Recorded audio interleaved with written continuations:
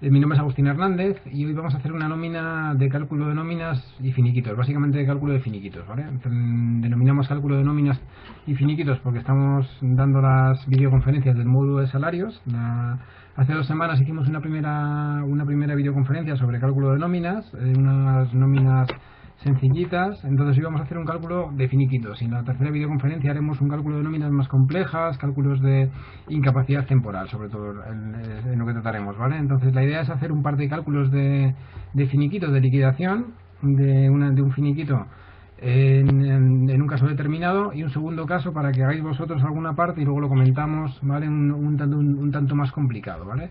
Si recordáis la semana pasada, antes de entrar directamente en qué es un finiquito, si recordáis la semana pasada, hace 2 semanas, perdón, hablamos sobre aquellos conceptos que habían pasado a integrar la base de cotización, es decir, determinados conceptos que dejaban de ser, por así decirlo, salariales y pasaban a ser extrasalariales, básicamente que entran a formar parte de la base de cotización.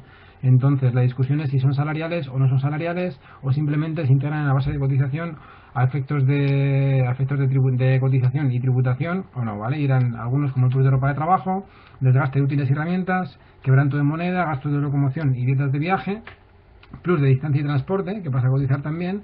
Y luego decíamos que había algunas particularidades con aquellos pluses que tenían carácter indemnizatorio o con las indemnizaciones por despido o por extinción de contrato. Entonces, oye, vamos, antes de entrar a analizar los finiquitos puramente dichos, vamos a ver cuáles son los tipos de indemnizaciones que tenemos por extinción de contrato. Bien por extinción de contrato temporal o bien por despido, y dependiendo del tipo de despido, ¿vale? ¿Cómo podríamos definir un finiquito? El finiquito es el documento en virtud del cual se finiquita la relación laboral y consiste en una carta en la cual el trabajador declara no tener nada más que reclamar a la empresa por ningún concepto de la relación laboral que unía ambas partes, es decir, empresa y trabajador, ¿vale? Entonces, cuando tenemos un finiquito, dependiendo de si seamos abogados de trabajadores o abogados de empresa, ¿vale? Será importante, por un lado, si somos abogados de empresa, será importante para nosotros que el trabajador firme ese finiquito, porque en ese finiquito estamos poniendo una declaración de intenciones, ¿vale? En la cual el trabajador viene a decir que renuncia a ejercer acciones judiciales presentes o futuras y renuncia a sus derechos a reclamar, y además se dice que no tiene nada más que reclamar por ningún concepto, ¿vale? Sin embargo, para los trabajadores, o si somos abogados o abogados sociales que asesoramos a trabajadores, tendremos que decirle que siempre y cuando no tenga claro que la indemnización que le ofrecen es correcta, lo mejor será no firmar el finiquito o como mucho firmarlo como no conforme. Efectivamente, como estaba comentando Carmen, ¿vale? Se podría firmar como no conforme y no se cerraría la vía de reclamación, ¿vale? Mi consejo en esos casos siempre es mejor no firmarlo, ¿vale? Incluso el no conforme sí que es cierto que en prácticamente todos los juzgados no te genera problemas y vas a poder seguir efectuando reclamaciones, pero digamos que no hay una jurisprudencia unificada con el tema de los finiquitos, ¿vale? Vale, ¿qué es lo que tiene que tener la empresa, que tiene que tener en cuenta la empresa cuando hace un finiquito o una liquidación? Vale, cuando hacemos una liquidación o un finiquito, no es el mismo concepto de liquidación que finiquito. En la liquidación lo que hacemos es abonar a los trabajadores los salarios pendientes del mes de la baja, parte proporcional de las pagas extraordinarias, parte proporcional de las vacaciones no disfrutadas, omisión de preaviso si procede, como veis ahí, ¿vale? Y aparte de la indemnización por extinción del contrato, ¿vale? Digamos que en el finiquito se recogen todas estas cantidades que la empresa ha de abonar al trabajador al terminar el contrato, ¿vale? Siempre los salarios pendientes del mes de la baja, la parte proporcional de las pagas extraordinarias que pudieran corresponder al trabajador, la parte proporcional de las vacaciones que no hubiese disfrutado, ¿vale? Si recordáis cuando vimos la videoconferencia de condiciones del derecho del trabajo, hablábamos sobre las vacaciones y decíamos que está prohibido compensar económicamente las vacaciones, es decir, las vacaciones no se van a poder compensar nunca económicamente, salvo en los casos en los que el trabajador sea despedido con anterioridad o su contrato se extinga con anterioridad a haber disfrutado de esas vacaciones, ¿vale? Eso es lo que tendríamos que incluir aquí. Y además, esas vacaciones no disfrutadas llevan aparejada una cotización adicional, es decir, tiene la empresa que hacer una cotización adicional por el periodo de vacaciones no disfrutadas, e incluso ya hemos comentado en alguna videoconferencia también que hasta que no pase ese periodo de vacaciones no disfrutadas, el trabajador o trabajadora no va a poder solicitar la prestación por desempleo. Tiene que acabar ese periodo de vacaciones no disfrutadas para poder solicitar la prestación por desempleo. ¿Qué es eso de la omisión del preaviso? En determinados despidos o en determinadas extinciones de contrato hay una obligación de preavisar, bien por una parte o bien por la otra, hay una obligación de preavisar con un periodo mínimo de antelación. Por ejemplo, en los contratos temporales superiores a un año, o en los contratos indefinidos, salvo que el convenio colectivo diga otra cosa, tanto trabajador como empresario tienen una obligación de preavisar antes de la extinción del contrato con al menos 15 días de antelación. Si ese preaviso se omite por una de las dos partes, tendrá que ser compensado económicamente. Es decir, si el empresario tiene que preavisar al trabajador con 15 días y no preavisa con esos 15 días, tendrá que abonarle en la carta de liquidación o de finiquito, tendrá que abonarle esa cuantía al trabajador o trabajadora que estemos despidiendo o cuyo contrato se esté extinguiendo, ¿vale? Y si fuese el trabajador, lo que podrá hacer el empresario será descontarnos el preaviso que omitimos. Es decir, yo como trabajador me voy a trabajar a otra empresa y le digo a la empresa de un día para otro que me marcho de la empresa. Si tengo un contrato temporal superior a un año o un contrato indefinido, incumplo ese periodo de preaviso, la empresa en la liquidación que me haga me lo podría descontar. E incluso podría darse el caso que dependiendo cuándo sea el día, me pueda salir el finiquito negativo en algún caso, ¿vale? En este caso, salvo por la indemnización que pudiese proceder, que si es una baja voluntaria no procede, ¿vale? Y luego ya os decía que aparte de todos estos conceptos tendríamos que calcular la indemnización que proceda por la extinción del contrato, ¿vale? ¿De qué tipos de indemnizaciones podemos hablar en la legislación laboral? Hablamos de indemnizaciones por despidos, indemnizaciones por extinciones de contratos temporales, ¿vale? Y hay otras indemnizaciones en las cuales el trabajador ejerce un derecho de opción. Es decir, el trabajador tiene una opción. Lo veremos cuando veamos las modificaciones sustanciales de condiciones de trabajo y las videoconferencias de modificación, suspensión y extinción. Pero ante movilidades geográficas, modificaciones sustanciales de condiciones de trabajo, el trabajador tiene un derecho a optar por extinguir su contrato de trabajo. Es decir, por ejemplo, cuando una empresa notifica a un trabajador que se tiene que trasladar, por ejemplo, de Toledo a Madrid, es una movilidad geográfica, un traslado definitivo, el trabajador tiene la opción de optar por extinguir su contrato de trabajo percibiendo una indemnización de 20 días por año, ¿vale? En el caso de modificaciones sustanciales ocurre lo mismo. Y luego hay una indemnización que se llama también extinción indemnizada del contrato de trabajo, alegando incumplimiento grave del empresario, ¿vale? Esto es lo que se denomina comúnmente como resolución contractual.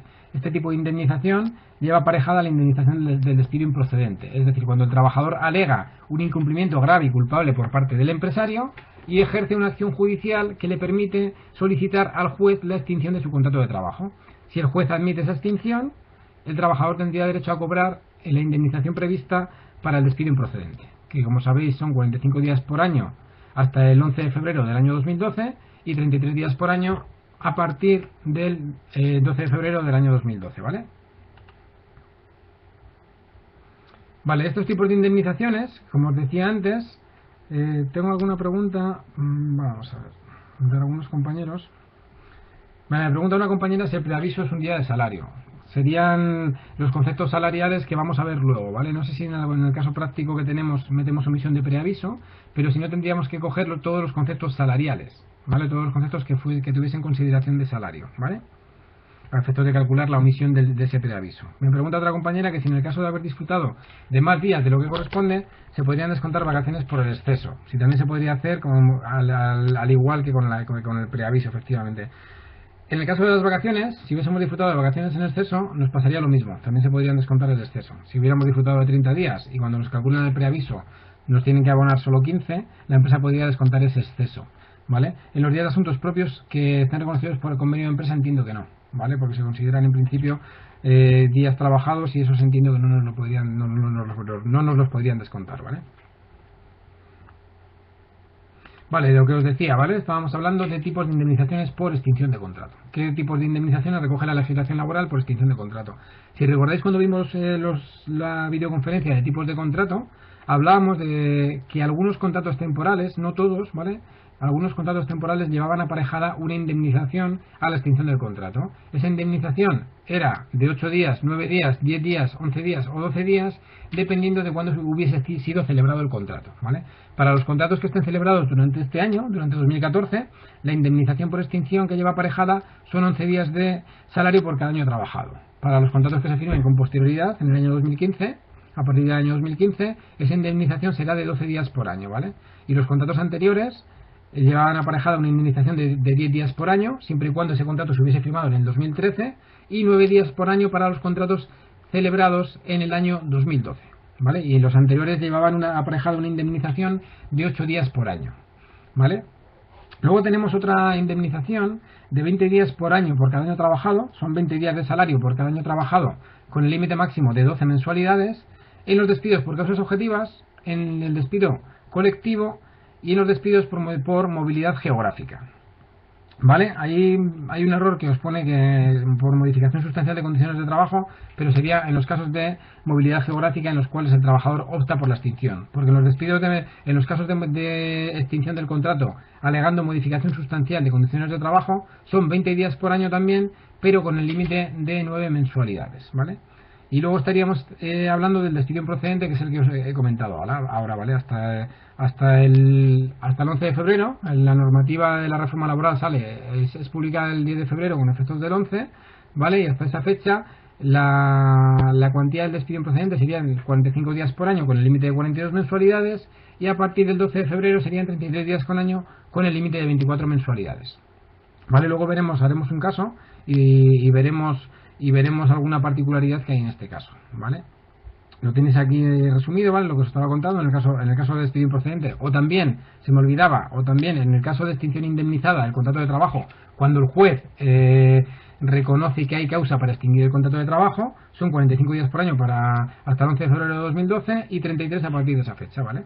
En despido por causas objetivas y despido colectivo, 20 días por cada año trabajado con el límite de 12 meses, movilidad geográfica, la misma indemnización que en el despido por causas objetivas, y en modificaciones sustanciales de condiciones de trabajo, la diferencia con las anteriores es que ese límite es de 9 mensualidades, ¿vale? Y en los contratos temporales, lo que os he contado antes, ¿vale? Dependiendo del momento de la celebración del contrato, esa indemnización será una o será otra, ¿vale? Vale, con respecto a la tributación y a la tributación, a la no tributación o a la no exigencia de cuantía a efectos de seguridad social, de cotización, ¿vale? Nos tenemos que ir al artículo 7 de la ley del IRPF. El artículo 7 de la ley del IRPF establece que estará exenta la cuantía que no supere la cuantía prevista para el despido improcedente en determinados casos. Es decir, lo que viene a decir el artículo 7 del IRPF es que estarán exentas las indemnizaciones, dice, por indemnizaciones por despido o cese del trabajador que no superen la cuantía máxima legalmente prevista en virtud del Estatuto de los Trabajadores, ¿vale? Vale, ¿esto qué quiere decir? Que en principio las cuantías máximas que tenemos son estas que hemos visto antes, en la diapositiva anterior, ¿vale? Dependiendo del tipo de despido, la cuantía máxima será una o será otra. Si es un despido improcedente, 45 días y 33, si es un despido por causas objetivas, 20 días con 12 meses, movilidad geográfica, 20 días por año, etcétera, etcétera. Y en los contratos temporales, 8, 9, 10, 11, 12 días, ¿vale? Pero hay una particularidad aquí. El propio artículo 7 de la ley del IRPF y en el propio reglamento, ¿vale? En el propio reglamento se establece que en los casos de despidos por causas objetivas y despidos colectivos, esas cuantías estarán exentas siempre y cuando no superen las previstas para el despido improcedente. Es decir, no operaría el límite de los 20 días por año con el límite de 12 mensualidades, sino que operaría el límite del despido improcedente en los despidos por causas objetivas y despidos colectivos por causas objetivas, económicas, organizativas, técnicas o productivas. Vale, me preguntaba un compañero si los salarios de tramitación tributan, ¿vale? Los salarios de tramitación, si recordáis, bueno, lo veremos de todas maneras cuando veamos despidos. Los despidos, lo que hacen, los salarios de tramitación a efectos de la improcedencia del despido, digamos que desaparecen con la reforma laboral, ¿vale? Ya no vamos a hablar de salarios de tramitación a partir de febrero de 2012 en cuanto al despido improcedente.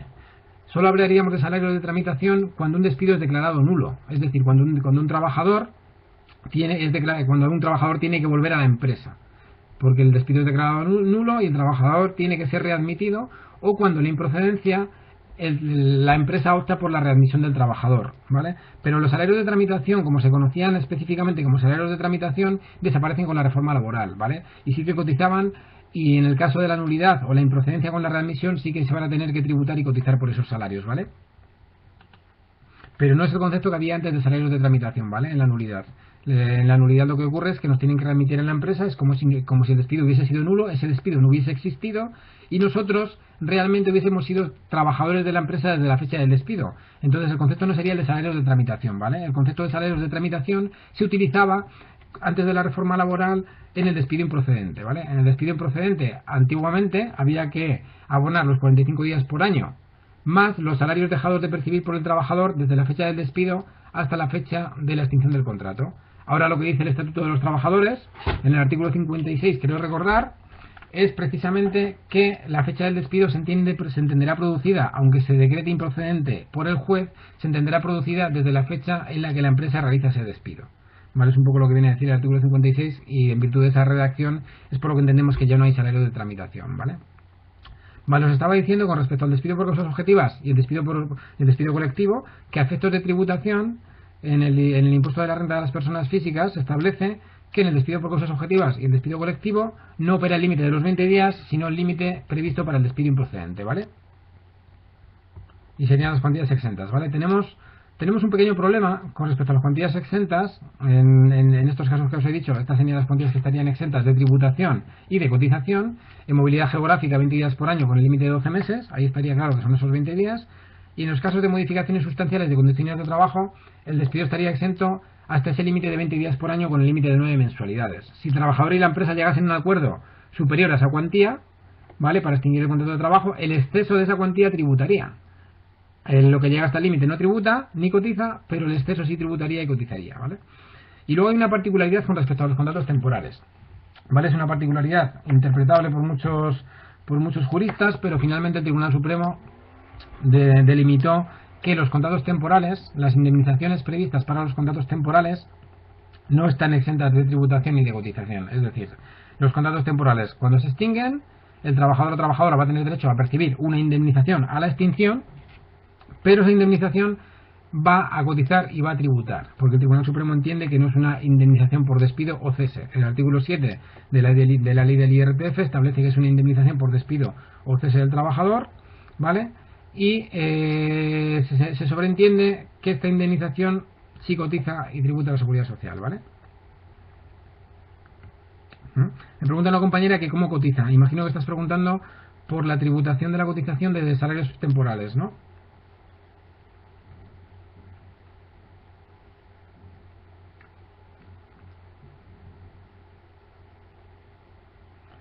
No cotizaría por la base mínima, va a cotizar por la cuantía de la indemnización. Es decir, lo que exceda el límite, si excede el límite, tributará por esa cuantía y cotizará por esa cuantía en los porcentajes que vimos la semana pasada de la cotización de seguridad social, 4,7 de contingentes comunes, 1,55 de desempleo y 0,1 de formación, ¿vale? Y en IRPF va a tributar en virtud de nuestro porcentaje de IRPF que nos es aplicable en nuestra nómina, ¿vale?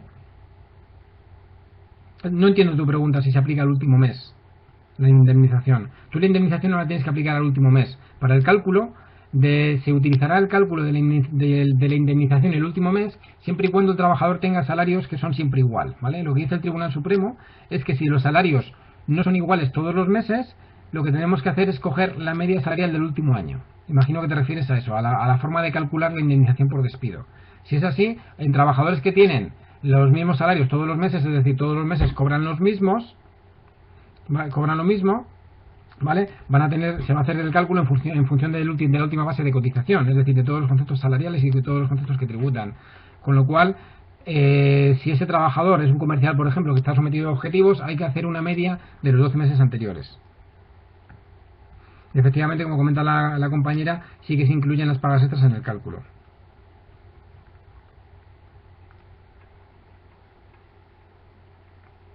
Es que los excesos en las exentas tributa por el exceso. Es decir, si yo tengo una indemnización por despido que establece 20 días por año con el límite de 12 mensualidades en movilidad geográfica y esa indemnización son 20.000 euros, si la empresa en lugar de pagarme 20.000 me paga 30.000, van a tributar los 10.000 de exceso.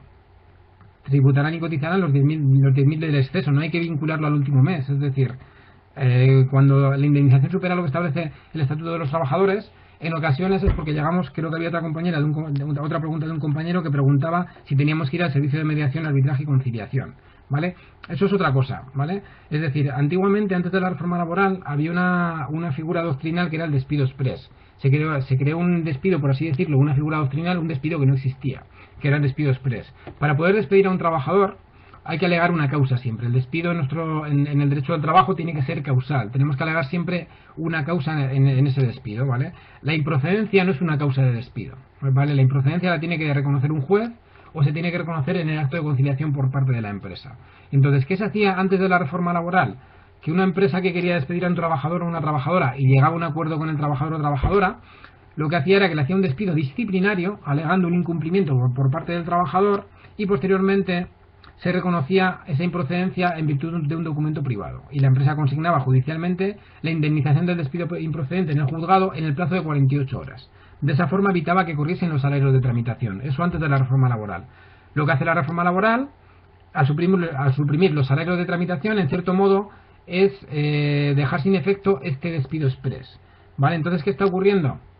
Que lo que se está exigiendo por la normativa para que la indemnización esté exenta de tributación y de cotización cuando supera los límites previstos en un despido disciplinario, ¿vale? Cuando hay un despido disciplinario, como ya no se puede reconocer la improcedencia, obligatoriamente hay que presentar una papeleta de conciliación en el servicio de mediación, arbitraje y conciliación y reconocer ahí la improcedencia, ¿vale? Porque ya no existe tal despido express, ¿vale?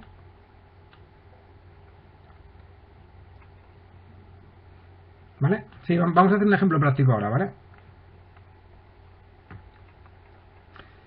Vale, con respecto a la indemnización del exceso, Amaya, no te líes, es decir, tributa el exceso. Si la indemnización que corresponde son 20 días por año y me corresponden 20.000 euros y la empresa me paga 40.000, lo que van a tributar son 20.000 euros.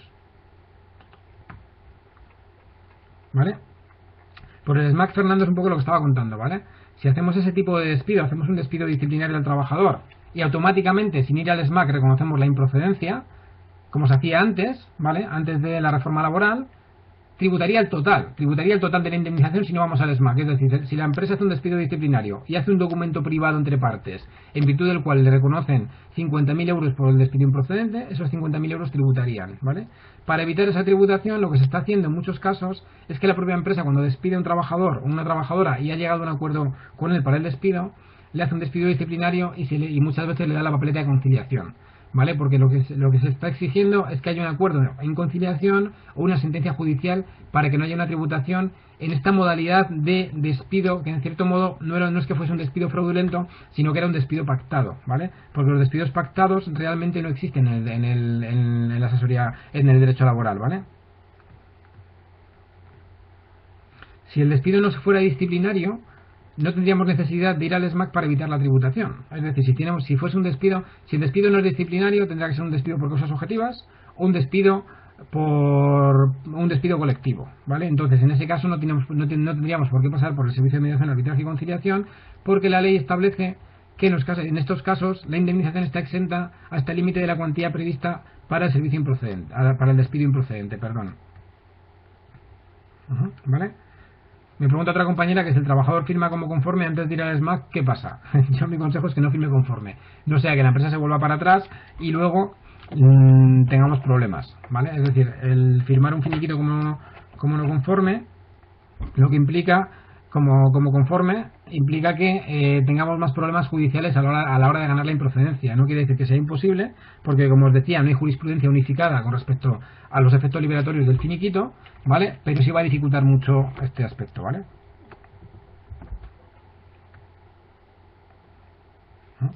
Como comentaba la compañera, efectivamente, ¿vale? Hay casos en los que se hace el despido disciplinario y tú como trabajador o trabajadora impugnas esa decisión. Si en el SMAC se reconoce esa improcedencia, en este caso no es un despido pactado, obviamente, ¿vale? Como en el caso que comentaba la compañera, ¿vale? Ahí no va a haber tributación si se llega a un acuerdo en conciliación en el SMAC, si se reconoce la improcedencia, salvo que ese acuerdo en el servicio de mediación, arbitraje y conciliación supere la cuantía establecida, ¿vale? Efectivamente, Sonia, siempre es mejor firmar no conforme por si acaso, ¿vale? Vale, bueno, aquí os tengo un cuadro, no sé si lo veréis bien porque se ve un poquito pequeño, sobre las indemnizaciones, un poquito lo que hemos estado viendo, ¿vale? Entonces, para ver esto un poco mejor, quizá vamos a hacer un cálculo de una indemnización por despido, ¿vale? Y un cálculo de una liquidación saldo y finiquito, ¿vale? En este supuesto es un supuesto sencillito, ¿vale? De un trabajador con retribución mensual, ¿vale? Y nos dice, y Tortilla, con una antigüedad en la empresa desde el 12 de febrero del año 90 y con retribución mensual, tienen los siguientes salarios reconocidos. Salario base 1.500 euros, antigüedad 120 euros y tiene reconocidas también 2 pagas extraordinarias de salario base más antigüedad. La empresa adeuda al trabajador 4 nóminas y este solicita judicialmente la extinción del contrato de trabajo por incumplimiento del empresario, la cual es reconocida con fecha 30 de junio del año 2014. Calcular la indemnización por extinción del contrato, así como la liquidación saldo finiquito, sabiendo que el trabajador no ha tenido vacaciones en 2014 y su retención es del 14%. Vale, ¿qué tendríamos que hacer aquí en este caso? Primero tendríamos que hacer el cálculo de los salarios pendientes, vacaciones no disfrutadas, etcétera, etcétera, y la parte proporcional de pagas extras. Vale, en este caso, si os dais cuenta, lo que ha hecho el trabajador ha sido solicitar la extinción indemnizada de su contrato de trabajo alegando incumplimiento grave y culpable de la empresa, es decir, alegando un incumplimiento por parte de la empresa. Ha sido la empresa la que ha incumplido una de las obligaciones fundamentales que tiene la empresa, que es pagar el salario al trabajador. Alega ese incumplimiento de esas 4 nóminas y la empresa tiene que abonarle, le tendrá que abonar esas 4 nóminas y la nómina del mes de junio. Nosotros vamos a calcular la liquidación solo de la nómina del mes de junio, ¿vale? Más la improcedencia del despido, porque no es que sea un despido improcedente, sino que este tipo de indemnización lleva aparejada una indemnización igual a la prevista para el despido improcedente, ¿vale? Entonces, en este caso, ¿qué haríamos? Para hacer el cálculo de los salarios pendientes y del finiquito, primero tenemos que calcular los salarios pendientes del mes. En este caso es un caso muy sencillito, ¿vale? Luego vamos a hacer otro caso un tanto más complicado para que nos quede más claro cómo se calculan las liquidaciones y los finiquitos, ¿vale? Este trabajador tiene salario base, como veis ahí, 1.500 euros, 120 euros de antigüedad y 2 pagas extraordinarias, ¿vale? Entonces, lo que tenemos que hacer es calcular, en primer lugar, los salarios pendientes, ¿vale? Salario base 1.500 euros, ¿vale? Si la baja se hubiese producido a mediados de mes o en otro día, tendríamos que hacer el cálculo de la parte proporcional, ¿vale?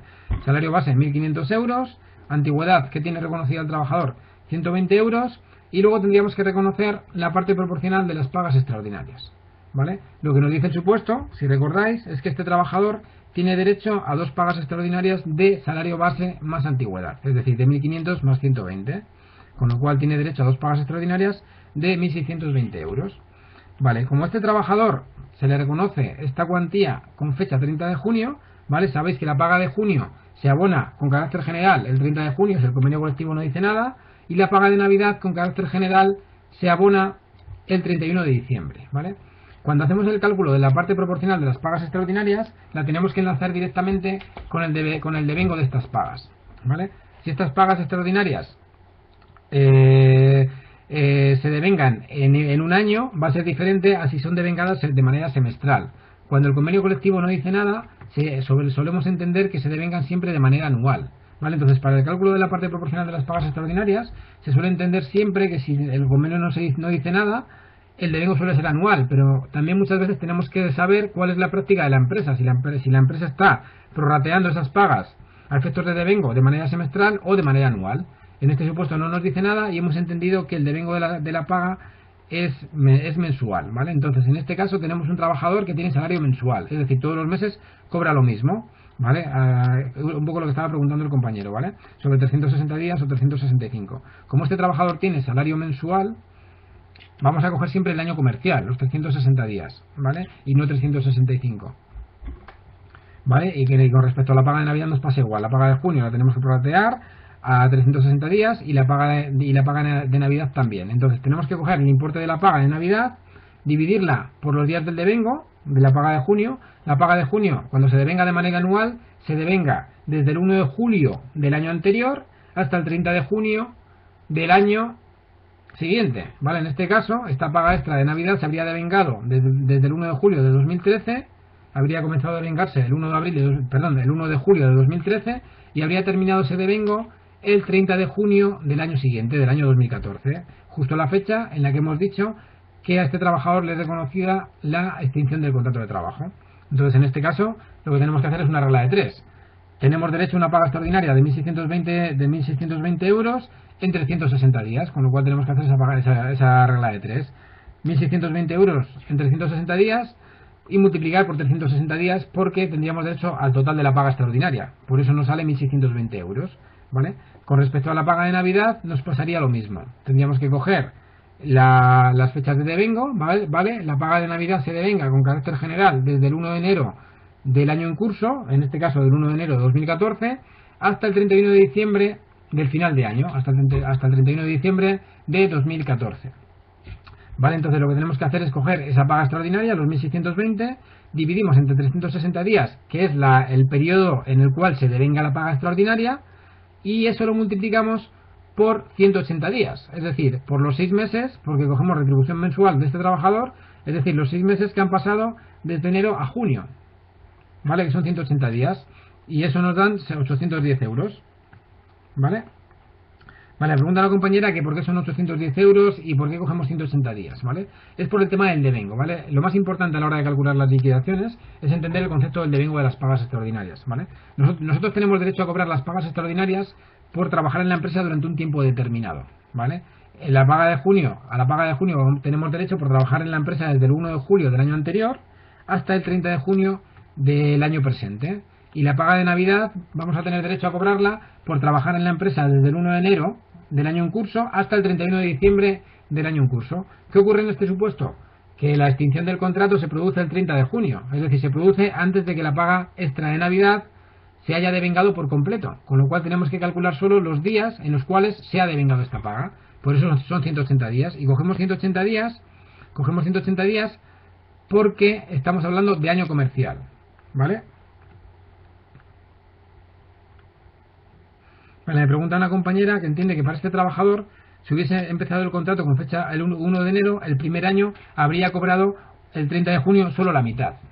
Pues efectivamente, ¿vale? Porque no habría devengado la paga de junio de manera completa. Efectivamente, Amaya, en ese sentido es lo que estamos comentando, ¿vale? Si este trabajador o una trabajadora determinada entra el 1 de enero del año en curso, la paga extra de junio de devengo anual no va a poder cobrar la paga extra entera. Si tengo un derecho a una paga extra de 1.000 euros, al haber devengado solo la mitad de esa paga extraordinaria en días, voy a tener derecho a 500 euros. Es un poco el mismo razonamiento que con respecto al artículo, a la paga extraordinaria. Si no dice nada del convenio colectivo y si la política de la empresa la desconocemos, normalmente se suele entender que el devengo es anual, ¿vale? Normalmente para los devengos semestrales tenemos que irnos a dos aspectos, o bien que lo establezca el propio convenio colectivo, ¿vale?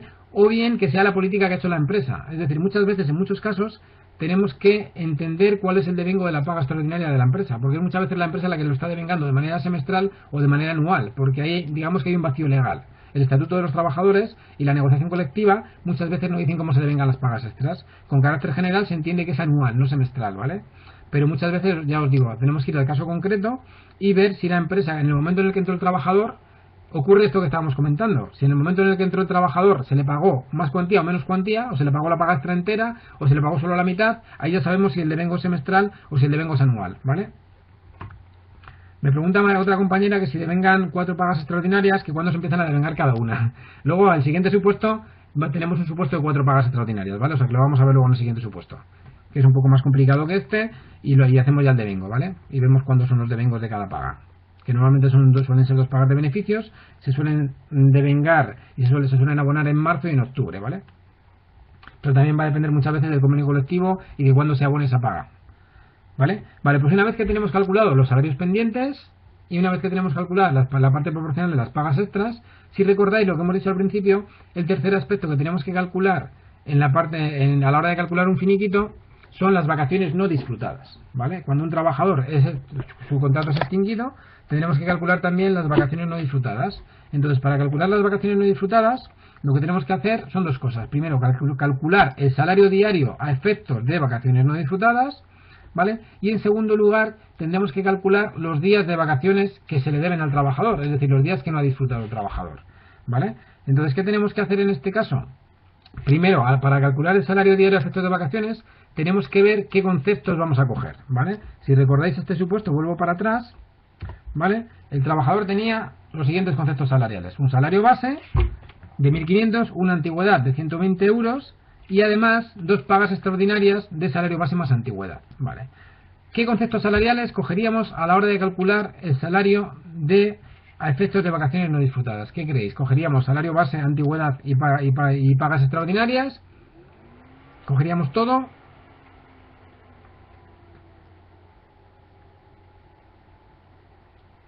Salario base más antigüedad. ¿Por qué no cogeríamos las pagas extraordinarias?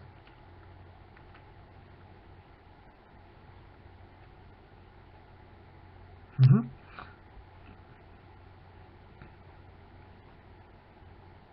Vale, lo más correcto parece no coger las pagas extraordinarias. Lo más correcto es, os digo que parece esto, yo quizá también, mi cuerpo me pide coger las pagas extraordinarias porque son salario. Entonces, cuando hablamos de salario, también podría ser la interpretación correcta coger las pagas extraordinarias, ¿vale? Entonces, la interpretación más lógica, más correcta y digamos más legal es no coger las pagas extraordinarias a efectos del cálculo del salario diario de vacaciones. Luego veremos que a efectos del cálculo de las indemnizaciones por extinción sí las vamos a coger, ¿vale? Pero a efectos del cálculo del salario diario de vacaciones no se cogen porque hay un criterio que establece la jurisprudencia de duplicidad de pago.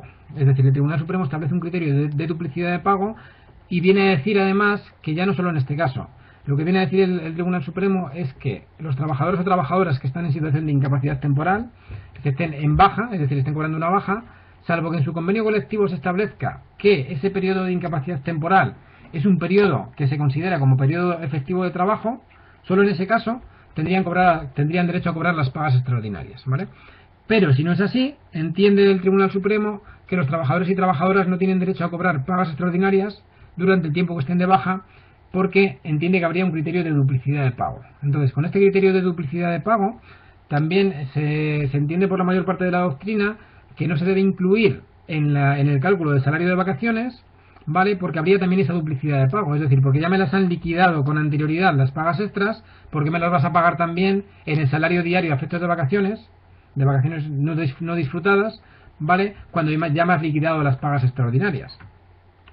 Vale, entonces como realmente en las vacaciones no estamos trabajando, se entiende que no se debería incluir el salario de las pagas extraordinarias, ¿vale? Por eso si os dais cuenta aquí, para calcular el salario diario a efectos de vacaciones cogemos solo 1.500 euros de salario base más 120 euros de antigüedad. Y como el trabajador tiene retribución mensual, dividimos entre 30 y eso nos da 54 euros que veis ahí. Y eso sería el salario diario a efectos de vacaciones no disfrutadas, ¿vale? Pues una vez que tenemos este salario, ya podríamos calcular las vacaciones pendientes, ¿vale? Entonces lo que tenemos que hacer es una regla de 3. Aquí el supuesto no nos dice nada y lo que nos dice el supuesto es que el trabajador no ha disfrutado de ningún día de vacaciones. Pero como su contrato se extingue el 30 de junio, tenemos que hacer el cálculo de las vacaciones a las que el trabajador habría tenido derecho hasta el 15 de junio. Como no había disfrutado de ningún día, le vamos a tener que abonar esa cuantía. Entonces tenemos que hacer una regla de 3. Si tenemos 30 días de vacaciones en un año, es decir, en 360 días, el trabajador tendrá X días en 180 días, con lo cual tendría derecho a X días, ¿vale? Entonces, si una vez que tenemos este cálculo, ya podríamos hacerlo. Tendríamos que coger los 54 euros del salario diario y multiplicar por 15, que si no me he confundido, esa cuantía serían 810. 15 por 54, lo estoy comprobando, efectivamente, 810 euros, ¿vale? Y ya tendríamos el total de la liquidación y del finiquito, ¿vale? Que tendríamos que sumar 1.500 más 120, ¿vale? Más 1.620 más 810 de la paga de Navidad más 810 de las vacaciones no disfrutadas. Estaba comprobando si estaba bien la cuantía y efectivamente la cuantía son 4.860 euros, ¿vale? Esa sería la cuantía bruta, ¿vale? Y a esa cuantía bruta luego tendríamos que aplicarle deducciones, ¿vale? Hoy no lo vamos a hacer, intentaremos hacerlo si nos da tiempo en el siguiente supuesto, pero en este caso lo vamos a hacer el cálculo solo en bruto, ¿vale? Vale, tengo aquí varias preguntas. Me pregunta un compañero que si se considera un salario bruto anual pagado en 14 pagas. Cuando nos vamos a las tablas salariales de los convenios colectivos, lo normal es que el salario bruto anual, en la tabla en la que se recoge el salario bruto anual, estén recogidas también las pagas extraordinarias, ¿vale? Entonces, si cogemos ese salario bruto anual en 14 pagas a efectos de calcular el salario diario de vacaciones, lo estaríamos haciendo mal, porque estaríamos incluyendo también la parte proporcional de las pagas extraordinarias, ¿vale? Es un poco lo que he estado explicando ahora. Y si me pregunta otra compañera que si un trabajador que tuviese cotización diaria, cogeríamos en lugar de 360 días 365. Entiendo lo que estás preguntando, efectivamente, ¿vale? Cuando hagamos retribución diaria, la referencia no van a ser 360 sino 365. El siguiente supuesto que tenemos es con retribución diaria. Con respecto al si las pagas prorrateadas varía el hecho de que las pagas sean prorrateadas o no, en principio no hay variación. por el hecho de que las pagas sean prorrateadas o no sean prorrateadas, ¿vale? Es decir, el prorratear las pagas extraordinarias, es decir, que las pagas extraordinarias se abonen en la nómina mensual como un complemento salarial más, ¿vale? Digamos que es una opción de la empresa o una opción que venga marcada en el convenio colectivo, ¿vale? Pero el funcionamiento de la paga extraordinaria es la misma, ¿vale? La única diferencia que hay es que si la paga extra se prorratea en el mes, el trabajador no va a cobrar paga en junio ni paga en diciembre, la va cobrando mes a mes y se va tributando mes a mes, ¿vale? Mientras que si las pagas extras no se cobran prorrateadas, se cobran en junio y en diciembre. A efectos de cotización, si recordáis, como vimos el otro día, a efectos de cotización se incluye la paga extra, siempre a efectos de cotización, pero a efectos de tributación, a efectos de lo que le vamos a abonar a la hacienda pública, en el impuesto de la renta de las personas físicas, lo hacemos por el momento del devengo, ¿vale? Entonces la única diferencia que hay es esa, pero el funcionamiento de las pagas y del devengo es exactamente el mismo, ¿vale? Porque es el mismo concepto salarial, no varía nada, ¿vale? ¿Vale? Por eso es por lo que estábamos comentando, Amalia, que no se incluía en el cálculo de salario diario las pagas extraordinarias, ¿vale? Vale, pasaríamos ya, una vez que tenemos calculados los salarios pendientes, pagas extraordinarias y vacaciones no disfrutadas, nos quedaría por calcular la indemnización por extinción de contrato. Vale, en este caso, recordad que es una indemnización de una extinción de contrato en caso alegando incumplimiento grave y culpable por parte del empresario, que es reconocida judicialmente, con lo cual es una indemnización prevista para el despido improcedente. Vale, ¿qué ocurre en este caso?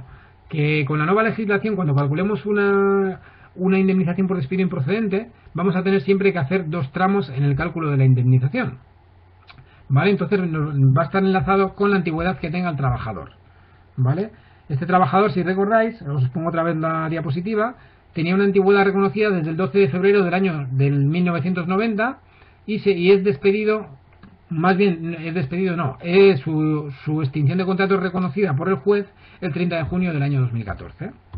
Vale, entonces lo que tenemos que hacer es calcular un tramo 1, el primer tramo, y luego el segundo tramo. El primer tramo va desde la fecha de la antigüedad que tiene el trabajador hasta el 11 de febrero del año 2012. Hasta el 11 de febrero del año 2012, porque es la fecha en la que entra en vigor el Real Decreto Ley 3/2012 de la famosa reforma laboral. ¿Vale? Entonces, lo que tenemos que hacer cuando calculamos una indemnización por despido, una indemnización por extinción de contrato, siempre es calcular la antigüedad del trabajador a efectos indemnizatorios y luego calcular el salario diario también a efectos indemnizatorios.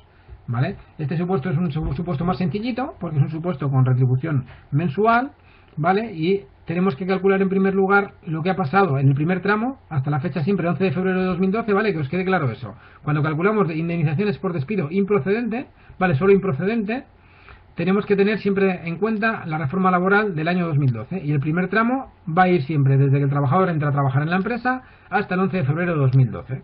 Entonces este trabajador desde el 12 de febrero del año 90 que entra a trabajar en la empresa hasta el 11 de febrero de 2012 tendría acreditados 22 años de antigüedad, ¿vale? Si os dais cuenta, como es un supuesto, el primer supuesto como un ejemplo, he puesto las fechas para que cuadren justo en meses, ¿vale? Con lo cual 22 años de antigüedad serían 264 meses y serían 7.920 días. ¿Vale? Yo tengo la costumbre de pasar siempre todo a días. Para hacer un cálculo de la indemnización por extinción del contrato, lo mejor es pasarlo todo a días, ¿vale? Entonces, en este caso, hacemos un paso a días. Y nos darían 7.920 días por los 22 años del trabajador, ¿vale? Vale, una vez que tenemos la antigüedad del trabajador en días, tendríamos que calcular, igual que hemos hecho antes, para el cálculo de las vacaciones no disfrutadas, tendríamos que calcular el salario diario a efectos indemnizatorios. ¿Vale? Siempre que, si os dais cuenta, hablamos de salario diario. ¿Por qué hablamos de salario diario? Perdón, porque en el Estatuto de los Trabajadores siempre se establecen las indemnizaciones en días, en 45 días por cada año trabajado, 20 días por cada año trabajado, 12 días por cada año trabajado. Por eso es mejor hacerlo siempre y pasarlo todo a días, ¿vale? Entonces, lo que tenemos que coger para el cálculo de la indemnización, aquí sí, lo que nos dice el Estatuto de los Trabajadores, son 45 días de salario por cada año trabajado. Entonces aquí sí que cogemos también las pagas extraordinarias, ¿vale? A efectos de vacaciones se sobreentiende que no, por lo que os he contado antes, por el criterio de duplicidad de pago, pero a efectos indemnizatorios vamos a coger todo lo que sea salario, todos los pluses que tengan carácter salarial. En este caso, la antigüedad es salarial, el salario base es salarial y las pagas extraordinarias también son salariales. Entonces lo que tenemos que coger son 1.500 euros de salario base, 120 euros de antigüedad y las pagas extraordinarias que eran, recordad, salario base más antigüedad, 1.620 por 2 pagas extraordinarias, y eso lo dividimos entre 12 para hacer para calcular el salario mensual. Eso nos daría 1.890 de salario más antigüedad más pagas extras mensuales. Si eso lo dividimos entre 30, si ese salario mensual lo dividimos entre 30, tendremos el salario diario, ¿vale? Porque como el trabajador tiene retribución mensual, vamos a dividir siempre en 30 días. Y eso nos dará una cuantía total de 63 euros día. Entonces ya lo que tenemos que hacer es una regla de 3. Si el trabajador tiene derecho a una indemnización de 45 días por año por haber trabajado un año, es decir, por haber trabajado 360 días, tendrá derecho a X días por haber trabajado 7.920 días. ¿Vale? Con lo cual, la cuantía que nos tienen que abonar son 990 días. Si esos 990 días, que es nuestra antigüedad a efectos indemnizatorios, lo multiplicamos por el salario diario a efectos indemnizatorios, nos dará la cuantía de la indemnización por despido improcedente, que son 62.370. ¿Vale? ¿Alguna duda hasta aquí? Con respecto al límite, ¿vale? Este supuesto está puesto precisamente para ver si se pasa del límite o no se pasa del límite, ¿vale? Como comenta el compañero, Alex y Maribel no pasaría el límite en este caso, ¿vale? Ahora os cuento por qué, ¿vale? Os decía antes, ¿vale? Con la nueva regulación, a la hora de calcular indemnizaciones por despido, siempre vamos a tener que calcular dos tramos. El tramo 1 de la indemnización hasta el 11 de febrero de 2012 y el tramo 2 de la indemnización, ¿vale? El tramo 2 de la indemnización, que recordad que son 33 días por año con el límite de 24 mensualidades, ¿vale? Aquí viene el problema, ¿vale? ¿Cuál es el límite de la indemnización por despido improcedente actualmente? ¿Vale? Es cierto que lo que establece la nueva normativa es que el límite máximo son 720 días, ¿vale? Pero recordad que antes no eran 720 días, es decir, 24 mensualidades son 720 días, perdón. Antes de la reforma eran 45 días por año con el límite máximo de 42 mensualidades, ¿vale? Vale, ¿qué ocurre? Que serán 720 días para algunos trabajadores, pero para otros no, ¿vale? Es decir, los trabajadores que tengan una antigüedad grande, como el caso de este supuesto, ¿vale? El límite máximo, hay una disposición, salió una disposición adicional en la propia reforma laboral que establece que los trabajadores que tengan antigüedad superior a esos 720 días ya reconocida al 11 de febrero de 2012, la antigüedad a efectos indemnizatorios será esa. Entonces, en el caso de este trabajador, supera los 720 días, supera las 24 mensualidades. Si os dais cuenta, tiene una antigüedad a efectos indemnizatorios de 990 días, ¿vale? Con lo cual, esta disposición lo que dice es que los trabajadores que tengan una antigüedad superior el 11 de febrero de 2012 a esos 720 días, ese va a ser su límite a efectos indemnizatorios. Es decir, en el caso de este trabajador, el límite serían esos 990 días. Por eso multiplicamos 990 días por el salario diario, por los 63 días, y esa es la cuantía, ¿vale? Entonces, ahora, según la normativa, nos tendríamos que ir a calcular el tramo 2. ¿Y qué pasa en el segundo tramo? Pues lo que os digo aquí, ¿vale? En el segundo tramo tendríamos que calcularle una indemnización al trabajador de 33 días por año, con el límite máximo de 24 mensualidades. ¿Qué ocurre en este caso? Que ya no le corresponde nada en este segundo tramo, porque ya habría superado el límite de los 720 días en el en el 11 de febrero de 2012, con la antigüedad que tiene. Y como lo hemos calculado en el tramo anterior, ¿vale? El límite máximo va a ser su límite individual hasta el 11 de febrero de 2012. Es decir, aquellos trabajadores que tienen una antigüedad superior a 720 días con fecha y efectos de 11 de febrero de 2012, ese va a ser su límite máximo indemnizatorio, ¿vale? Es por eso, Lorena, ¿vale? El límite máximo son 720 días para trabajadores que no tengan una antigüedad mayor a 11 de febrero de 2012. Los trabajadores que tengan una antigüedad mayor de esos 720 días a efectos indemnizatorios a esa fecha, ¿vale? Ya van a estar topados por sus días, es decir, en este caso por sus 990 días. En este caso, como ya supera el límite en el tramo 1, ya no tenemos que hacer el cálculo en el tramo 2.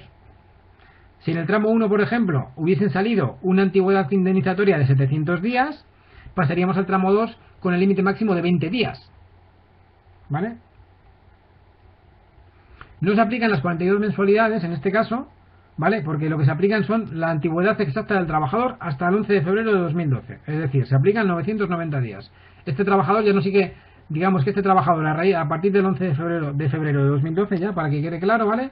No va a seguir generando antigüedad a efectos indemnizatorios.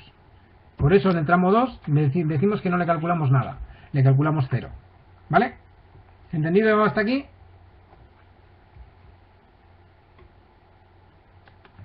¿Vale? Y aquí os tengo un cálculo simplemente ya por curiosidad, ¿vale?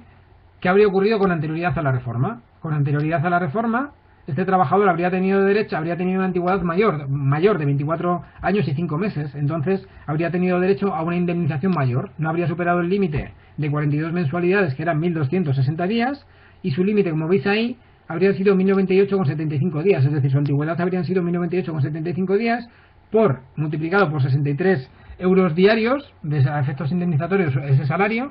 La indemnización habrían sido 69.221,25.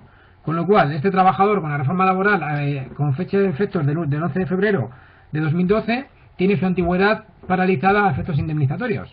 Y la diferencia que veis ahí, en este caso, serían 6.851 euros. Es decir, desde el 11 de febrero de 2012 el trabajador deja de generar antigüedad, y el efecto práctico es que si el despido se produce en junio de 2014, la diferencia en un salario medio, como puede ser el de este trabajador, que es un salario aproximadamente medio de los que hay en nuestro país, ¿vale? Serían una pérdida de 6.850 euros aproximadamente, ¿vale?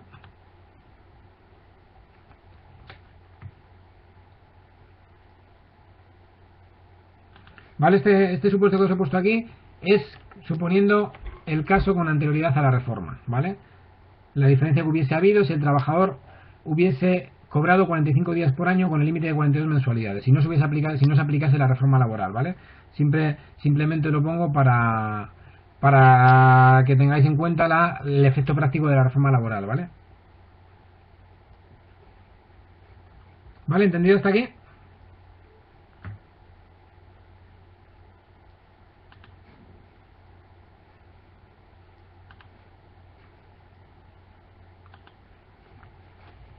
Vale, pues si os parece seguimos, nos queda poco tiempo, pero bueno, tenía otro supuesto. Si queréis que intentemos hacerlo hasta donde nos dé tiempo, si nos da tiempo a hacer la liquidación, aunque es un tanto más complicado, con retribución diaria, pero bueno, intentamos hacer en 15 minutos lo que lleguemos, e intentar hacer algo sobre este tema, ¿vale? Efectivamente, Maya, el supuesto que puse, si hubiesen sido 45 días por año hasta final del contrato, era la diferencia para la reforma laboral, ¿vale? Efectivamente, como pregunta Sonia, que si no pasase los 720 días, calcularíamos el segundo tramo, ¿vale? Y sumaríamos hasta el límite de los 720 días, efectivamente, ¿vale? Lo que os decía antes, este trabajador, imaginaos que en lugar de 990 días, el 11 de febrero de 2012, le sale su antigüedad a efectos indemnizatorios de 700 días, ¿vale? Habría que sumar todavía, después de del 11 de febrero de 2012, hasta 20 días más, hasta ese límite. El límite máximo son 720 días, pero a partir de la reforma. Es decir, trabajadores que no tengan una antigüedad superior a esos 720 días van a estar topados por 720 días. Trabajadores que no tengan una antigüedad superior el 11 de febrero de 2012. Los que tengan una antigüedad superior ya estarían topados a fecha 11 de febrero de 2012, ¿vale?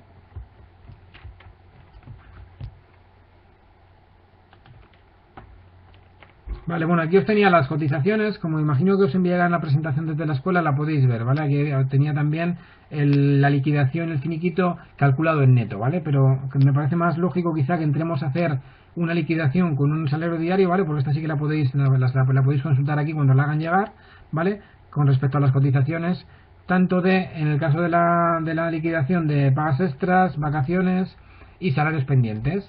Y la indemnización en principio estaría exenta de cotización. Vale, el segundo supuesto nos dice un trabajador con categoría de peón del convenio de piensos compuestos para animales, ¿vale? Suponemos que hubiese sido despedido de manera disciplinaria el 23 de agosto del año 2013, siendo ese el último día trabajado. El trabajador reclama contra el despido y el 15 de diciembre de 2013 es reconocida la improcedencia del mismo. Calcular la nómina del mes de agosto y la liquidación, saldo y finiquito, así como la indemnización que le correspondería por despido improcedente, sabiendo que el trabajador lleva en la empresa desde el 11 de febrero del año 2000 y que no ha disfrutado de vacaciones en el año 2013 y su retención es del IRPF. Además, este trabajador, tiene una jornada de lunes a viernes que veis ahí, ¿vale? Y cobra una prima de productividad voluntaria de 200 euros, de 250 euros al mes, ¿vale? He puesto ahí 200, pero son 250 euros al mes de prima de productividad voluntaria por encima de convenio, ¿vale? Vale, en este caso lo que tenemos que hacer es analizar lo mismo que antes, ¿vale? En este caso este trabajador dice que se le aplica el convenio de piensos compuestos para animales, ¿vale? Lo tengo aquí, ¿vale? Las tablas salariales del convenio de piensos compuestos para animales es un convenio estatal, ¿vale? Y serían estas tablas salariales. Nos tenemos que ir a la categoría del peón, ¿vale? Es que está aquí justo al final del todo. Y aquí tiene este trabajador tiene reconocida una retribución salarial diaria, si os dais cuenta. Tiene derecho a un salario base de 28,42 euros día. Vale, de todas maneras os lo tengo puesto aquí, ¿vale? Y estos son los salarios que reconoce este convenio al trabajador. 28,42 euros día de salario diario, de salario base, perdón. La antigüedad que está reconocida por el convenio va por trienios y por bienios, ¿vale? En este caso os la doy dada, ¿vale? Que sería el 20% del salario base. El 20% del salario base, que serían 5,68 euros día. Además, este convenio reconoce un plus de asistencia. Un plus de asistencia que se paga por día efectivamente trabajado de 7,20 euros día, ¿vale? Y luego una prima de productividad voluntaria que cobra el trabajador en función del trabajo que hace en la empresa, ¿vale?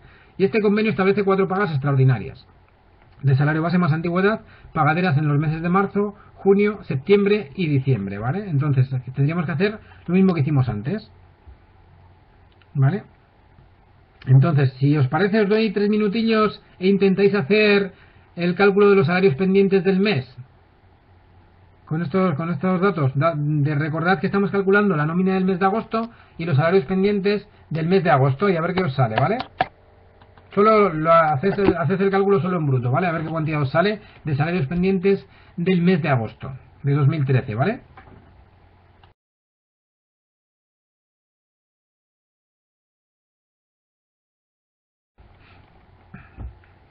¿Qué tal lo lleváis? ¿Cuántos salen los salarios pendientes del mes? Solo he visto por ahí un salario base 653,66.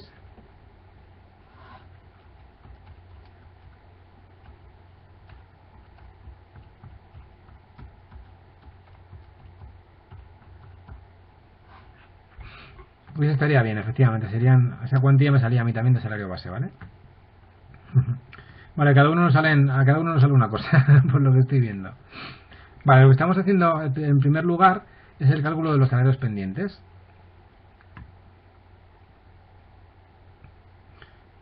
¿He visto a alguien por ahí que le salía 1112,77? Puede ser. Hay una pequeña trampa, ¿vale? En este supuesto, que es el plus de asistencia. ¿Vale? Es el plus de asistencia y es la prima de productividad, ¿vale? Con lo cual supongo que por eso es por lo que no nos sale a todos igual, ¿vale? Vale, os cuento. En este caso, el trabajador, como os he dicho, tiene retribución diaria, ¿vale? Esa retribución diaria implica que el trabajador ha trabajado antes del despido disciplinario 23 días, ¿vale? Entonces tenemos que coger el salario base, 28,42 por 23 días, y eso nos da 653,66. Creo que a una compañera sí que le salía eso. La antigüedad, si recordáis, era el 20% del salario base, ¿vale? Y os lo daba y eran 5,68 euros, ¿vale? 5,68 por 23 días, si no me he confundido en el cálculo, son 130,64, ¿vale? Y luego tenemos la prima de productividad, ¿vale? Esta nos puede dar un problema, la prima de productividad, porque digamos que es una prima de productividad mensual. La empresa le abona todos los meses 250 euros. Entonces lo que tenemos que hacer es, en cierto modo, este sería un plus mensual, aunque el trabajador tiene retribución diaria. Lo que tenemos que hacer, como todos los meses cobra 250 euros, tendríamos que dividir 250 euros entre 30 días, ¿vale? No entre 31, aunque el trabajador tenga retribución diaria, porque como todos los meses va a cobrar lo mismo, y multiplicar por 23 días, que son los días que está de alta el trabajador, ¿vale? Y luego estaría el plus de asistencia, que eran 7,20 y por 19 días. ¿Por qué por 19 días? Supongo que algunos habéis cogido el plus de asistencia y habéis multiplicado por 23 días, ¿vale? Pero el plus de asistencia es un plus que se abona por día efectivamente trabajado, ¿vale? Entonces, como aquí decíamos que el trabajador, si en el supuesto decíamos que el trabajador trabaja de lunes a sábado, ¿vale? Y a mí me salían 19 días porque el 15 de agosto es festivo. Efectivamente, Maya, como el 15 de agosto es festivo salen 19, ¿vale? Pero bueno, me da un poco igual lo que os salga, ¿vale? Simplemente es que os quede clara la forma de cálculo y por qué son 19 en lugar de 20 o en lugar de 23, ¿vale? Y con respecto a la productividad, que algunos me habéis preguntado que por qué dividimos entre 30 si agosto tiene 31 días, ¿vale? Es por eso que os contaba, ¿vale? Esta es una prima voluntaria que se paga por encima de convenio, es decir, la paga la empresa de manera voluntaria y la tiene pactada con el trabajador. Es una prima en virtud de la cual la empresa le paga 250 euros todos los meses. Es decir, 250 euros en enero, que tiene 31 días, y 250 euros en febrero, que tiene 28 días. Con lo cual, en cierto modo, este plus tiene consideración mensual. Por eso dividimos entre 30 días en lugar de entre 31, ¿vale? De ahí que a mí me saliese de salarios mes 1112,77. ¿Vale? Vale, pues una vez que tenemos los salarios pendientes, tendríamos que hacer lo mismo que hicimos antes en el supuesto.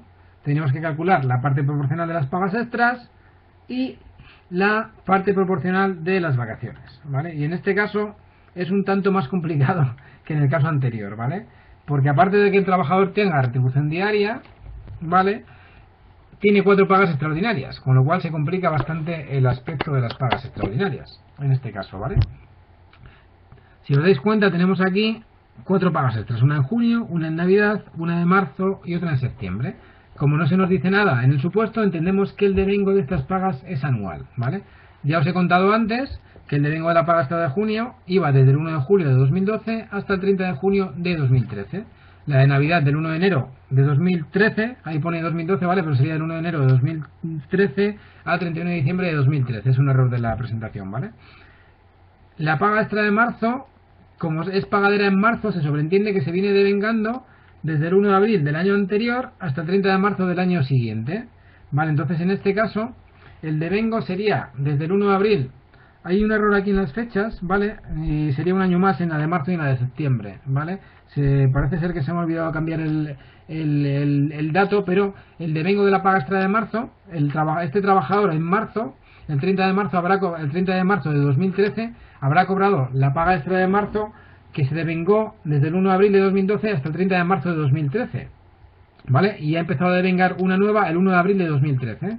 Entonces tenemos que hacer el cálculo desde el 1 de abril de 2013 hasta el 30 de marzo de 2014. Y lo mismo nos ocurre en la paga extra de septiembre. Es que acabo de ver que hay un error en este sentido, ¿vale? Y nos pasaría lo mismo. La paga extra de septiembre se habría empezado a devengar el 1 de octubre del año 2012 y terminaría de devengarse el 30 de septiembre del año 2013. Entonces tenemos que contar los días que han pasado en esa fecha, ¿vale?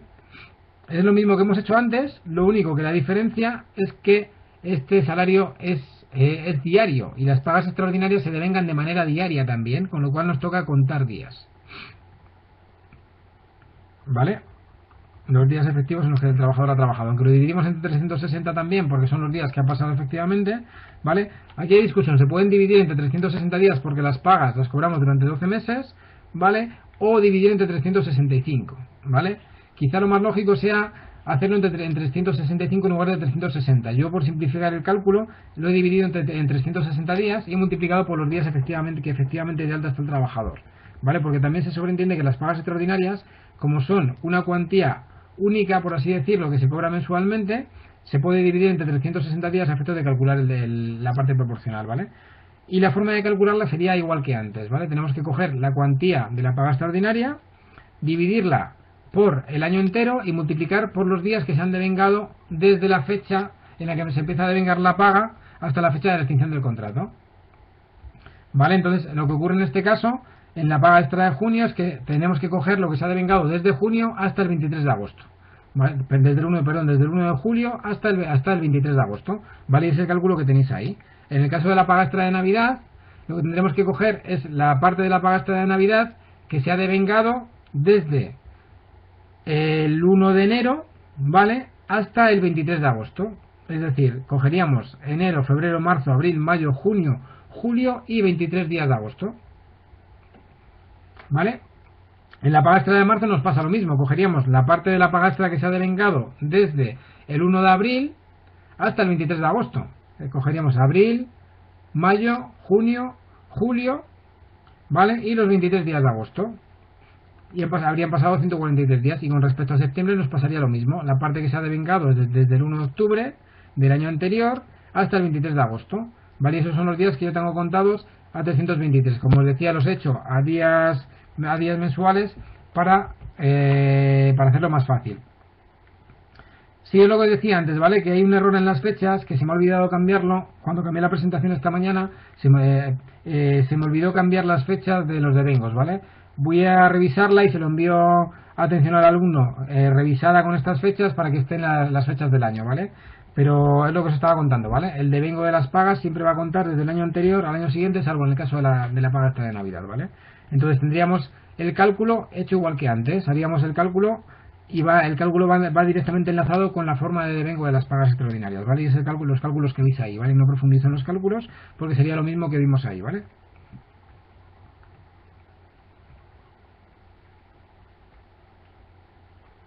Vale, me pregunta una compañera que si la de marzo y la de junio ya la habría cobrado. Claro, la habría cobrado en marzo y en junio. Pero date cuenta que como el despido es el 23 de agosto, se empieza a devengar una nueva paga extra. El 1 de abril se empieza a devengar la nueva paga extra de marzo, con lo cual habrán pasado los días que van desde abril hasta agosto. Y en el caso de la de junio es igual, por eso pasan solo 53 días. ¿Vale? En el caso de la de junio, lo que hacemos es calcular los días que van desde el 1 de julio, ¿vale? De 2013 en este caso, hasta el 23 de agosto de 2013, que es cuando el trabajador es despedido. ¿Vale? Vale, y luego aparte de las pagas extraordinarias, haríamos lo mismo que antes. Tendríamos que hacer el cálculo del salario diario a efectos de vacaciones. ¿Vale? Cogeríamos todos los conceptos salariales, salario base, más antigüedad, ¿vale? Más el plus de asistencia. Aquí hay una particularidad con respecto al plus de asistencia, porque lo tenemos que pasar a días, por así decirlo. Recordad que el plus de asistencia se cobra solamente por día efectivamente trabajado. Entonces, para hacer el cálculo más real, lo que tenemos que hacer es coger este plus y pasarlo a días efectivos. Si os dais cuenta, ahí tenemos cogido 7,20 dividido entre 365 días, que es lo que cobra el trabajador, y multiplicamos por 269 días. ¿Por qué hacemos esto? Porque lo pasamos a días efectivos. ¿Por qué cojo 269 días? Porque el trabajador trabaja de lunes a sábado. Entonces, ¿qué es lo que estoy descontando de los 365 días para coger los días efectivos? Descontamos 30 días de vacaciones, 53 domingos, más 14 festivos al año, ¿vale? Y por eso hacemos ese prorrateo. Y con respecto a la prima de productividad, también tendríamos que coger la prima de productividad porque también es un salario, y que recordad que decíamos que era un salario mensual. Y cogemos los 150 euros y lo dividimos entre 30, ¿vale? Vale, ¿por qué 269? Por lo que os contaba, ¿vale? 365 menos 53 domingos, menos 14 y menos 30 días de vacaciones, ¿vale? Y si no me he confundido son 269, ¿vale? Haríamos lo mismo que hicimos antes. Hacemos el cálculo del salario diario, que nos sale 47,74, el salario base más antigüedad, más plus de asistencia, más prima de productividad, y lo hemos pasado todos los días. Y luego calcularíamos las vacaciones pendientes. Nos ocurre lo mismo. El convenio establece 30 días de vacaciones durante 365 días. Y tenemos que calcular las vacaciones que le corresponden al trabajador durante el periodo que ha estado de alta. ¿Vale? El periodo que ha estado de alta me salen 205 días. Tenemos ya las vacaciones que no ha disfrutado el trabajador, multiplicamos por el salario diario y nos saldría ya la cuantía de vacaciones no disfrutadas. Como veis aquí, recordad, ¿vale? En el caso anterior no cogíamos las pagas extraordinarias y en este caso tampoco.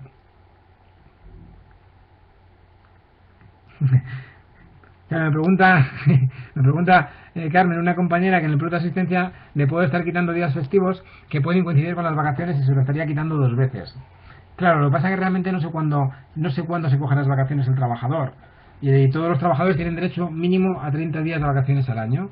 ¿Vale? Entonces, en cierto modo, le estoy quitando 30 días de plus de asistencia, ¿vale? Más los 53 festivos, más los 14 festivos, más los 53 domingos.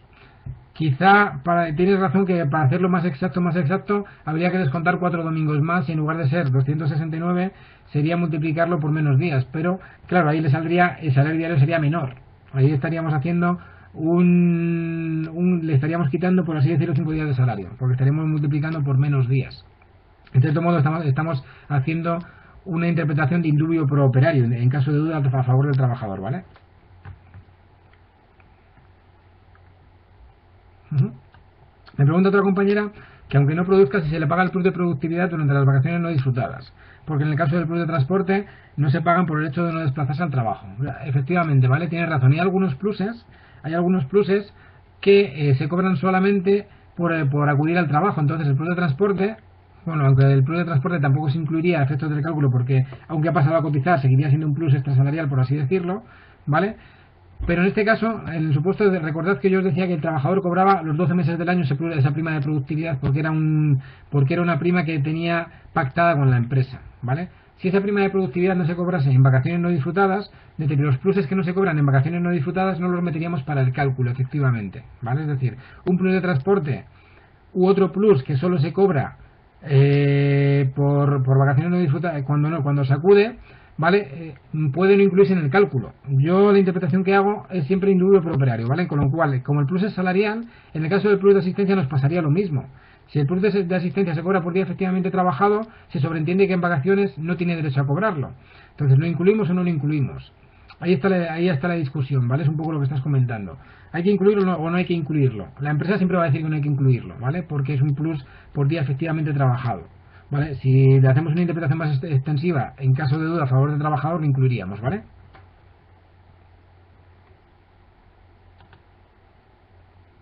Vale, ya por último nos faltaría calcular la indemnización, ¿vale? Ya sé que me he pasado bastante, ¿vale? Y bueno, os pongo aquí este cuadrito por si lo queréis consultar en casa, serían las tributaciones, ¿vale? Y luego el cálculo de la indemnización sería igual que hicimos antes, ¿vale? Habría que hacer el cálculo de la indemnización igual que hicimos antes. Como era una indemnización por despido improcedente, tendríamos que hacer el cálculo en dos tramos, igual que hicimos antes, ¿vale? El primer tramo desde el 11 de febrero de 2000 hasta el 11 de febrero de 2012 y el segundo tramo, simplemente me voy a detener en esto y ya lo dejo porque ya sé que me ha pasado bastante de tiempo como de costumbre, ¿vale? El segundo caso que establece que desde el 12 del 2 de 2012, desde el 12 de febrero de 2012 hasta el 23 de agosto de 2013, habrían pasado 1 año, 6 meses y 11 días, ¿vale? Si os dais cuenta ahí pongo igual a 19 meses, ¿vale? Lo que nos dice el Estatuto de los Trabajadores es que las indemnizaciones son de 45 días por año, 20 días por año o las que correspondan en el tipo del despido, y nos dice serán 45 días de salario por cada año trabajado, prorrateándose por meses los periodos temporales inferiores a un año, ¿vale? ¿Eso qué quiere decir? Que cuando haya un exceso de días, aunque fuese un día más o 2 días más, ese exceso de días, a efectos del cálculo de la indemnización y de la antigüedad por la indemnización por extinción, computaría como un mes más. Es decir, en el segundo supuesto, en el segundo tramo, desde el 12 de febrero de 2012 hasta el 23 de agosto de 2013, tenemos que hacer el cálculo de fecha a fecha. Entonces nosotros decimos desde el 12 de febrero de 2012 hasta el 12 de febrero de 2013 habría pasado un año, ¿vale? Y luego cogeríamos desde el 12 de febrero de 2013 hasta marzo un mes, abril 2 meses, mayo 3 meses, junio 4 meses, julio 5 meses y agosto hasta el 12 de agosto de 2013 habrían pasado 6 meses. Y luego nos quedaría un exceso desde el 12 de agosto hasta el 23 de agosto, que serían 11 días más, ¿vale? Esos 11 días más computarían por un mes más, ¿vale? Por eso tengo puesto ahí que se cogerían 19 meses, ¿vale? Es la única particularidad. El resto de la indemnización lo haríamos como antes, haríamos un cálculo. En el primer tramo, en este caso sí que el trabajador, vamos a ver que tiene derecho a la indemnización de los dos tramos, ¿vale? Porque en el primer tramo no supera ese límite. En el primer tramo nos da derecho, si os dais cuenta, el primer cuadro es el cuadro del primer tramo. Si hacemos el cálculo de 45 días en 365 días, X en 4.380, que son los días que nos dan de antigüedad en el primer tramo de indemnización, ¿vale? Y el segundo tramo nos darían 33 días por año y X en los 575 días, es decir, en los 19 meses restantes, ¿vale? Y eso nos saldría el total de la indemnización, es decir, tendría una antigüedad total de 592 días, ¿vale? Y nos daría la antigüedad total de la indemnización, ¿vale? Que lo tenemos aquí. Aquí tenéis establecido el cálculo, cómo se realizaría, qué conceptos cogemos para el cálculo, etcétera, etcétera. Entonces, sumando los dos periodos y sumando la cuantía, multiplicamos el salario diario que nos sale, ¿vale? Que habríamos cogido para el cálculo todos los conceptos salariales diarios, nos sale un salario diario de 58,95, multiplicamos por los 590 días y eso nos daría la indemnización por despido improcedente. Tendríamos que comprobar si está dentro de los límites, ¿vale? El límite de este trabajador serían 720 días, ¿vale? Porque no habría llegado a los 720 días a fecha 12 de febrero de 2012, ¿vale? Con lo cual está claro que estaría dentro de los límites. ¿Vale? Bueno, por mi parte nada más, pediros disculpas porque siempre me excedo y me paso de tiempo, pero bueno, sí que me parece importante hacer el segundo supuesto para hacer un supuesto con retribución diaria, ¿vale? Por mí nada más, muchas gracias por la atención, ¿vale? Y nada, espero que os haya, para que hayamos aprendido algo de tributaciones, finiquitos y demás. Muchas gracias.